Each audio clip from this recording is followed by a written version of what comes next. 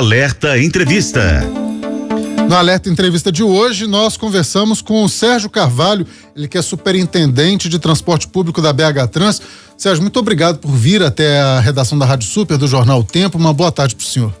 Boa tarde a todos. Nós é que agradecemos a oportunidade de estar aqui prestando informações aí aos usuários de Belo Horizonte.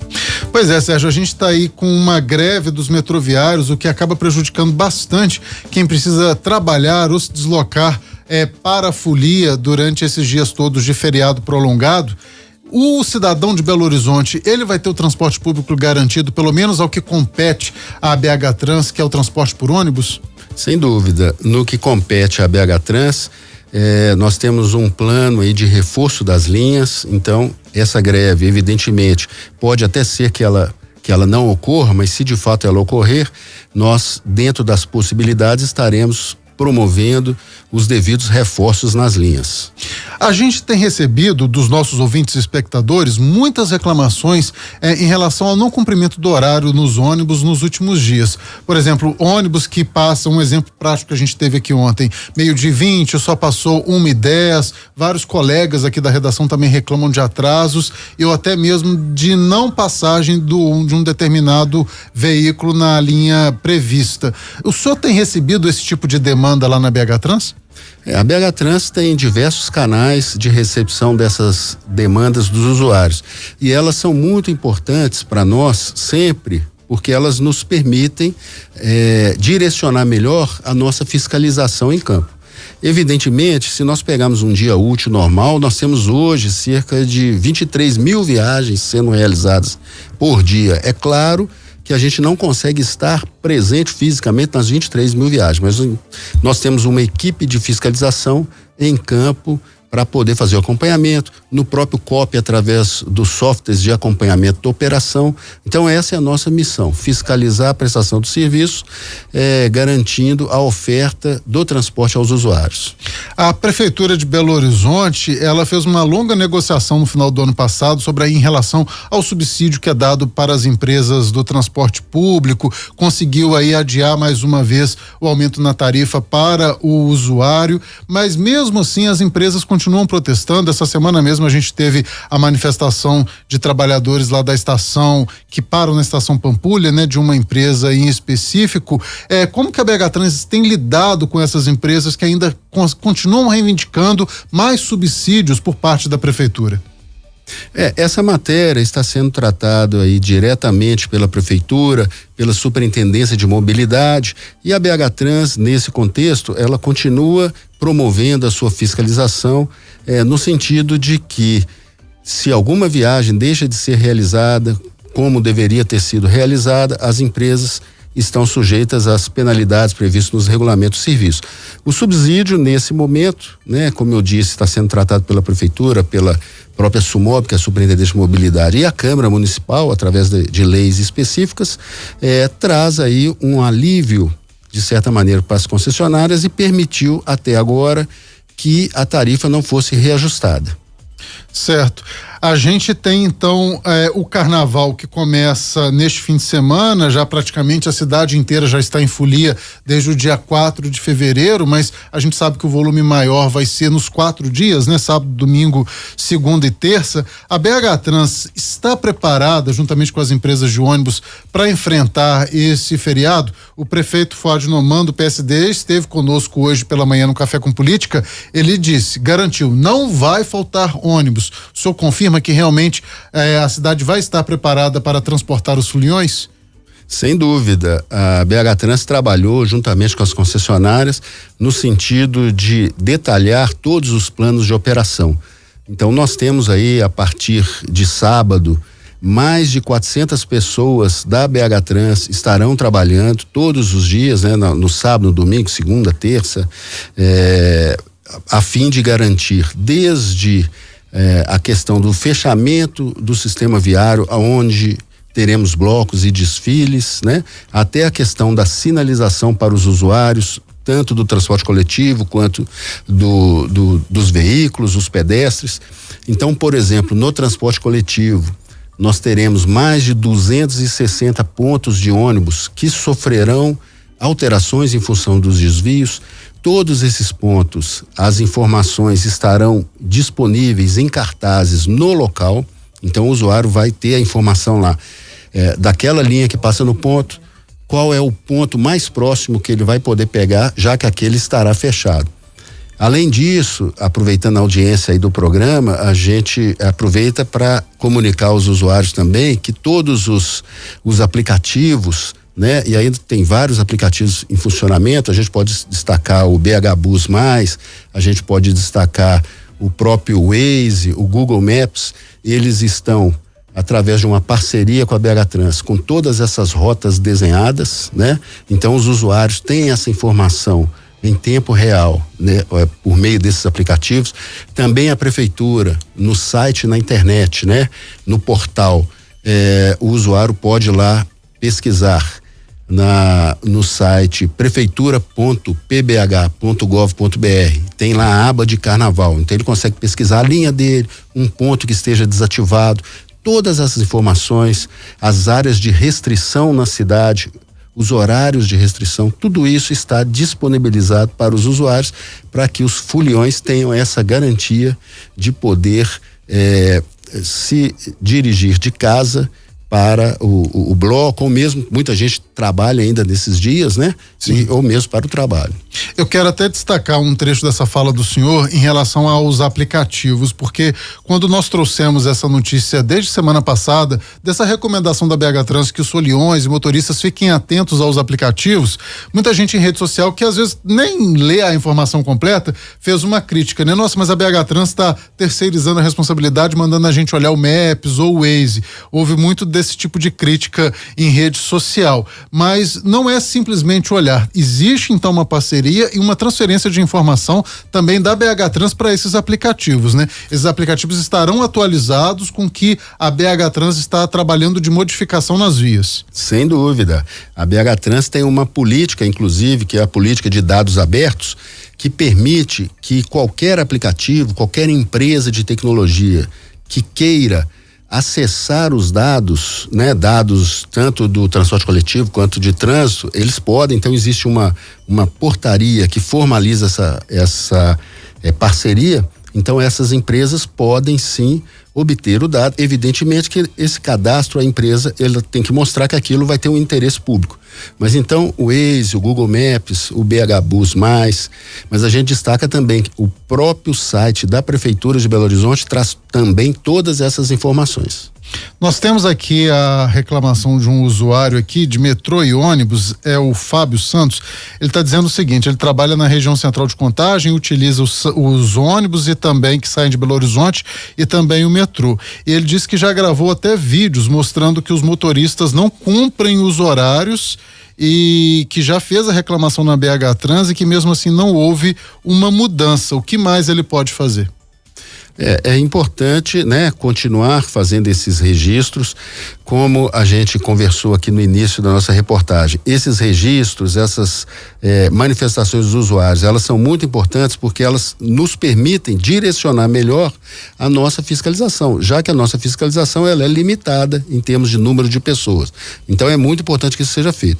Nós temos também que sempre ponderar o seguinte: são milhares de viagens por dia, evidentemente que esses ônibus trafegam em grande parte no tráfego misto, então eles estão sujeitos a alguns atrasos do próprio tráfego.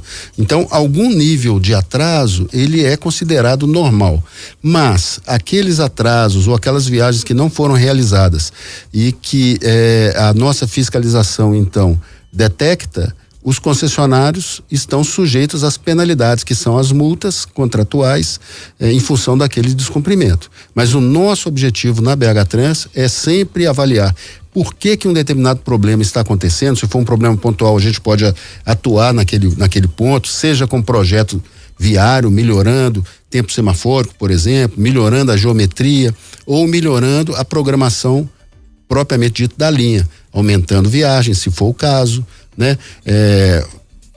Planejando novas rotas do transporte coletivo. Nós estamos conversando aqui no Alerta Entrevista de hoje com o Sérgio Carvalho, que é superintendente de transporte público da BH Trans. Sérgio, longe de mim ser advogado das empresas de ônibus, mas pegando essa sua fala aí sobre a justificativa dos possíveis atrasos, inclusive eu quero pedir ao nosso ouvinte que continue reclamando e denunciando na BH Trans pelos canais, porque se ele já tem essa atitude proativa, né, Fábio, de reclamar, continue fazendo isso, mas pegando esse exemplo que você deu de ter um limite aí de aceitação do atraso, até porque se a gente pensar hoje, por exemplo, o deslocamento, né, Roberto, a gente faz esse trajeto de Belo Horizonte para Contagem, atualmente hoje na Via Expressa tem aquela obra ali da Arena MRV. Todos os dias a gente atrasa ali naquela obra e não é diferente com os ônibus, né? Ele sai do ponto no horário exato que ele tem que sair, ele não pode sair mais cedo, igual a gente tem que sair 15, 20 minutos mais cedo, senão a gente não chega no horário por causa da obra. Mas o ônibus, ele sai no horário exato que ele tem que sair, quando ele chega naquela obra ali do estádio, ele acaba pegando um engarrafamento, chega no metrô Eldorado, evidentemente atrasado, porque tem um problema no meio do caminho, né? Exato, esse é o grande desafio. Aquelas a gente chama de impedâncias, ou seja, aqueles problemas pontuais que geram atraso e que são do dia a dia, né? Esses problemas do dia a dia a gente precisa resolvê-los. Agora, de fato, podem ter uma outra categoria de problemas que são aqueles esporádicos. Esses esporádicos, nós temos um procedimento na BH Trans que é chamada justificativa fundamentada, em que a concessionária pode justificar-se e aquele problema pode ser de fato retirado da apuração. Mas, em geral, esses atrasos que são dia após dia, a concessionária precisa fazer um planejamento já considerando aqueles tempos de viagem, né? É a mesma coisa aqui na rádio.